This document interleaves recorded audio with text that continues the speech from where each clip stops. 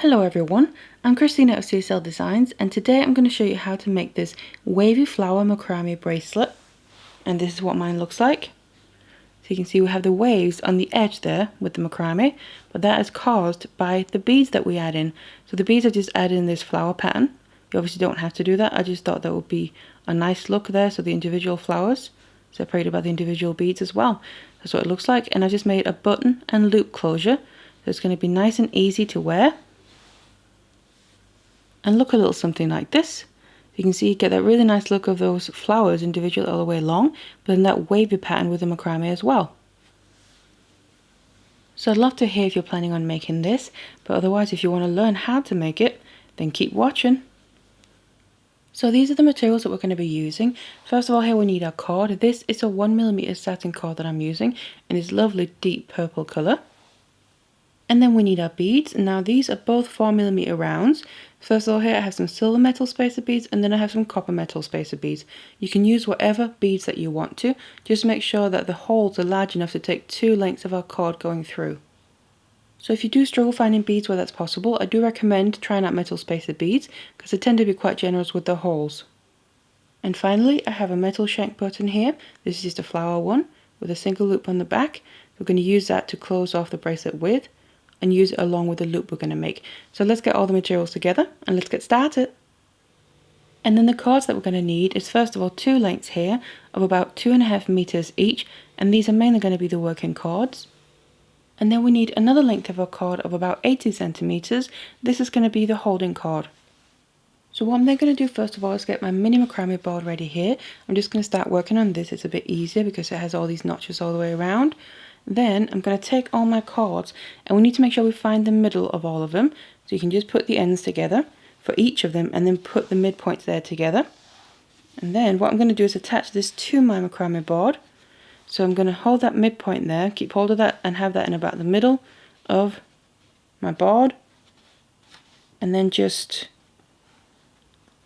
place all the cords into a slot on the top, and then also into a slot here on the bottom, straight across from it. So now they're attached to my board. So now what I'm going to do is we need to start making the loop first. So I need to separate out one of these cords. I just need to grab one of the working cords, so that's one of the long ones, just releasing that there. And then what we need to do is start making some knots.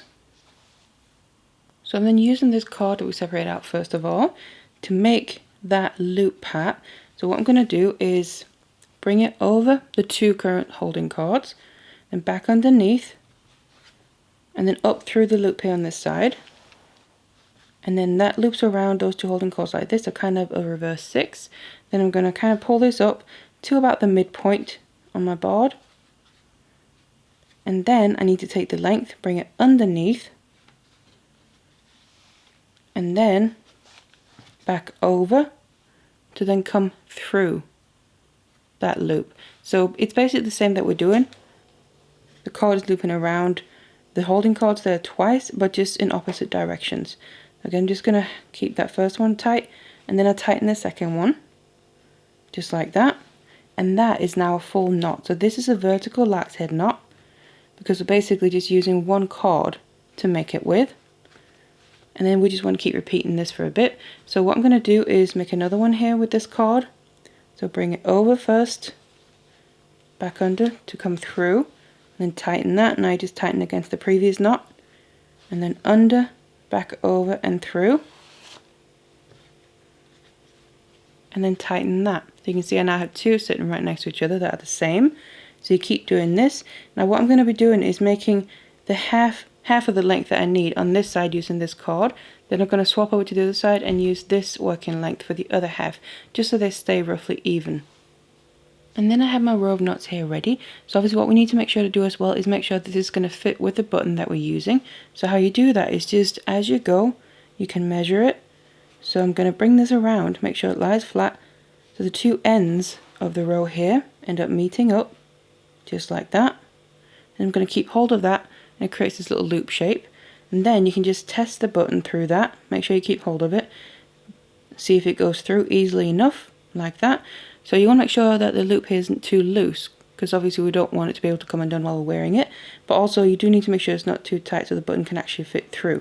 So this is going to fit perfectly now, but if it doesn't, you can always then test it like this and make a few more knots if it's still too short, or take a few knots apart if you've made too many. So then take my loop here, and I'm just switching to work on my Project Macrame board, and then using some pins as well to help hold it in place. It's going to make it easier to work with. And then I just want to attach my loop here to this so I can then continue. So I just put pins down through the knots here, just like that. It's going to be easier to work with when it's fastened down like this rather than it being loose. And then also I just want to kind of make sure to hold these two ends close together, because what we need to do now is then attach them, so the loop is going to become one full loop and obviously not open on one end here. So just add your pins, and then I have my cords coming down like this. So I have the two cords from either end there that are the holding cords through this knotted section. They're now coming straight down like that. Need to adjust that, I can see. And they're still, for now, just going to be holding cords, but now there's 4 coming straight down. Then we have the 2 working cords, that was just 1 originally, 1 going out to each their own side. So I'm just going to use the working cords still, and then make sure we use them to fasten the ends together. So I'm just kind of laying these all flat, and then I'm just going to do a square knot around all of these 4 holding cords. So I just start from one side, bring that over, and then take the other side, bring it over that, and then make sure, go underneath all of those cords there in the middle, and then come up through the loop here on the other side, bring it through, and then there we have the first half of our square knot, and pull that all the way up, right to the end of the rows, or the one row, and then we need to make the other half, so bring the other side over, the other one over that, underneath everything in the middle, and up through the loop, and then tighten that half. So now it's one full square knot there, and that's now fastened in place. So now I need to separate out my cords here to begin making the proper pattern. So that means I take the 4 cords in the middle there that were just the holding cords, and then split them in 2. Now what you just want to make sure to double check is that you have 1 of the long ones on either side, and then also 1 short one on either side. And what I like to make sure as well to try and do is keep the short one in the middle of what's now going to be the 3 on the sides there. So they're going to end up in 2 groups of 3 like this. And I want to make sure I have the short one in the middle. So what we're going to be doing with these groups is just working on one side at a time. So first of all, I'm just going to start on the left one. The middle one here is the short one, that's just going to be the holding cord. But then here we need to make another square knot, but just using these 3 cords, so you can just put the other ones out of the way for now. And then I'm just going to start with the left one, go over the holding cord, then I take the right one, go over that, and bring it underneath the cord in the middle, and then up through the loop, and then tighten that all the way up underneath the last square knot, and then repeat on the other side. So bring the right one over, left one over that, underneath everything in the middle, and up through the loop. And again, this is now one full square knot. So you can see this knot kind of just sits to the side underneath that first one that we did. And then we want to repeat the same on the other side. So just separate them out so we have the short one in the middle, that's the holding cord, and then the 2 longer ones on either side. But now I want to start from the right on this side here. So on the left side, I'm starting from the left cord, and on the right side, I'm starting with the right cord. Bring that over, bring the other one over that, underneath everything in the middle, and up through the loop. To make the first half here, again tighten that all the way up underneath, and then the other half, just start with the opposite side, and then tighten that. So this knot now sits right next to the other one. So we have 2 smaller square knots there sitting right next to each other. And then what I want to do now is just add in my first bead right here. So what we're going to do with that is take the 2 cords that are kind of here in the middle and wanting to cross over each other if you just follow the direction they're going. These are both working cords. So just separate them out. So it's 1 from each group there, 1 from each side. And then I'm just going to start with one of my copper ones in this case. Obviously you can do your pattern however you want to. It's completely up to you. But then also what I've done here on the end of the cards is I've just singed the end with a lighter. Obviously be careful with that. And then just kind of rolled it so it turns into a bit of a needle like this. That makes it much easier to get it through the beads. You can do that if you're using a synthetic cord like me, but if you're using a natural cord, you can get the end stiffer by maybe using glue or nail polish or something. But then just put one through the bead there, and then put the other one through the same bead, but in the opposite direction. So like that. And then I'm going to grab both ends and then just pull at them, which then brings the bead all the way down to sit right in between those two square knots that we did. And now these cords that we put through the beads are going out to basically the opposite side where they're coming from. So they've just swapped place within that bead. But that doesn't matter because we're just going to then continue now making square knots. Again, starting on one side and working on one side at a time. So I'm going back to my left one first. So just take those three and put the other three out of the way. So I take the left cord over the middle one, which is the holding cord, that's the shorter one, and then the one that's just coming through that bead, go over that. So we're just making a square knot as if we just continued from that last knot, except now one of the working cords is coming from the bead, but it doesn't really make any difference. Pull that tight, and then the other half of the knot, like that. And what I'm going to do is do another knot here straight away. So we now have two knots basically just after we added in the bead, and the other half of that one, because we need to get the spacing right as well between the beads, because otherwise they won't fit or they'll buckle up. So I've just got two knots on that side. Now I need to move to the other side and make my two knots there. And remember, because we're on the right side now, I need to start with the right cord and making sure I make my knot around the short holding cord in the middle, and then tighten that.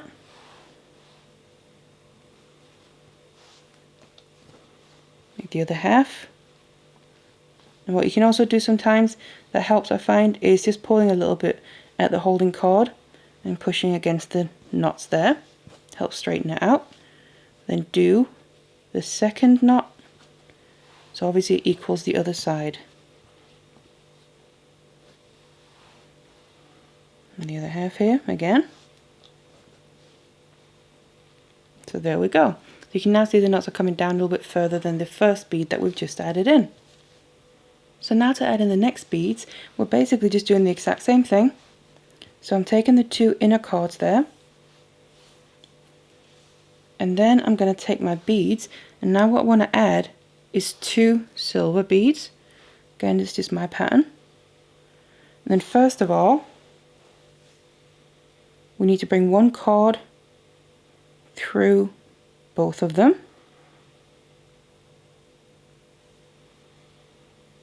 So like that. And then I need to take the other cord and go through both of the beads as well, but in the opposite direction. So bring it all the way through there. And then pull it out. Like that. And again, we then just pull at the ends of the cords to bring the beads down. Sit right in between the last two knots that we did. You can see. And make sure to pull these tight. Whenever you add in the beads, make sure you pull it tight enough so basically the beads are going to sit right next to the knots. We don't want any loose cord between the knots and the beads there. So pull it nice and tight. And then otherwise, you just repeat the same thing on one side at a time. Make another two square knots using the same working cords. And again, the working cords, the ones that we put through the beads, have just swapped place but inside of those beads. So make your two square knots on either side here until we need to add in the next two beads.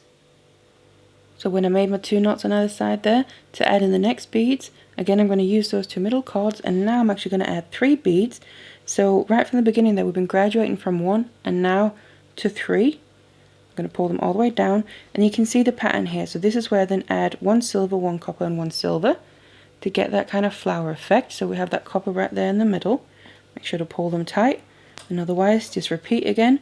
Make your 2 knots on either side, and then this is the widest one. So now what I'm going to do next time I'm adding in beads, I'm going to add 2 silver ones, so graduating downwards again until we then reach that 1 copper in the middle again.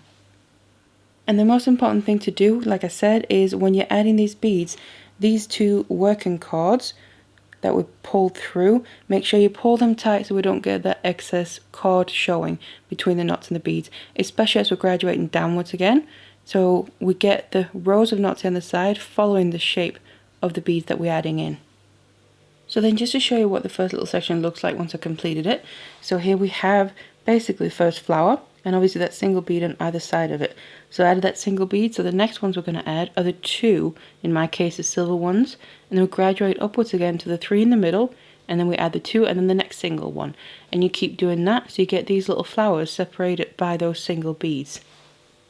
So now I reach the end here. What I've done is I finished on that single bead, so I made sure I did a full section, and I just did an extra knot on either side, just how we started out basically. So then we need to take the working cords here that are going straight out to the sides and just connect this in place. So again, I've got all the 4 cords in the middle here coming straight down. Then I'm just going to do a square knot around all of them, just like we did in the beginning to connect the loop. So make sure you catch all of the cords and then tighten that just below those 2 single knots there. And just the other half here to complete it. Just like that. And then what I just want to do is we need to get rid of a couple of these cords in the middle. But first of all, I just want to add a little bit of glue, so I'm just using this GS Hypo Cement. And just adding a little bit onto the actual holding cords here, so below the knot that we made. Just on top of them. You don't have to add glue to this. I just like adding a little bit for the extra security. And a little bit on the other side as well. Like I said, I'm just doing it on the holding cords, because then what we're going to do is while the glue is wet, I'm just going to make another knot here. So just another square knot underneath the last one, which is then, when we tighten it, going to sit on top of this glue. So we're not actually going to be able to see any of the glue, it's going to be sitting inside of the knots. So just like that. So then, I want to then get rid of 2 of these cords. Now, it doesn't really matter which ones. If you have different lengths, you can always just cut off the shortest ones, but we're almost at the end anyway, so it doesn't matter too much. So I'm just taking the 2 middle ones, and then I'm taking my scissor and cutting them off. So obviously make sure you're only cutting those 2 cords off, right underneath that last knot. Just like that. And then, just to kind of seal that in place, I'm just going to do another square knot underneath that. And that then fully collects the other 2 holding cords together as well. You can see it's hidden nicely underneath the knots inside of them, along with that glue. So now we're at this point here where we actually need to add in our button. And that goes on to these 2 middle cords. So I then just add this. Make sure to put both of these lengths of cord through the button in the same direction. So you add that, and then you just push it all the way up, like that, till it won't go any further because it's sitting right underneath that last knot we did. And then we need to cage this in place by doing another square knot. So take the working cords again, and then when you tighten this, make sure it goes underneath that button, just like that, and then tighten it in place. Make the other half still around these 2 holding cords, and then you'll be able to see that the button's going to sit caged in nicely, almost as if it was a bead, but obviously we just have the button sticking out. Now what I always like to do is kind of, because also the button is fairly big, I prefer to do at least 2 knots here. What you can do is add a bit more glue right inside there. I might just do that. So again, just a little bit of glue onto the holding cords right underneath that last knot that we did, so that when we make the next knot, again this glue is going to be inside, so obviously making it while it's wet. So it's just going to give it extra security and longevity. And then we just make the next knot here on top of that glue. Make sure we still catch both of the holding cords, because I'm making 2 knots here just to make sure it's nice and secure, so it's not just one, but also because we have that space. I don't want to make too many though, because I don't want this end of the knot sticking out underneath the bead. So just like that. So obviously you want to let the glue dry in there inside that knot, but then all that's really left to do now is to finish off the excess cord. And you can either do that by adding glue to that very last knot there, so where the cords are coming out, and then you can cut off the excess once it's dried. Or if you're using a synthetic cord like me, I'm just going to cut off the excess and singe them down with a lighter. So that means, I'm just going to show you on one here. I'm going to cut down this cord, but so I just have a couple of millimeters left. Make sure that last knot is very nice and tight. The glue on the inside of the knot really helps with that as well. Cut that excess off so we have a short little end. Then I'm going to take the lighter here. Obviously be careful because it's a naked flame and it does get hot. And then just singe down the end, and then once it's all the way down, I just push it in place. Because first of all it gets rid of the cord, but also it seals it nicely and securely. But like I said, you can choose whichever method you want to. So do that with all the cords here, and then you'll have your finished bracelet.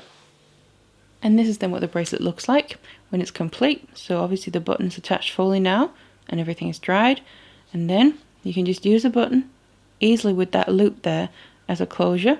So it's nice and easy to put on and off yourself, but also comfortable to wear.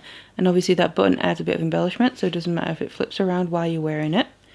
But then that's how you make this bracelet. So a pretty simple and easy technique, just using some basic macrame knots and then adding in those beads for the pattern that we want. So I really hope you enjoyed this tutorial here, and do let me know what you think. But thank you very much for watching.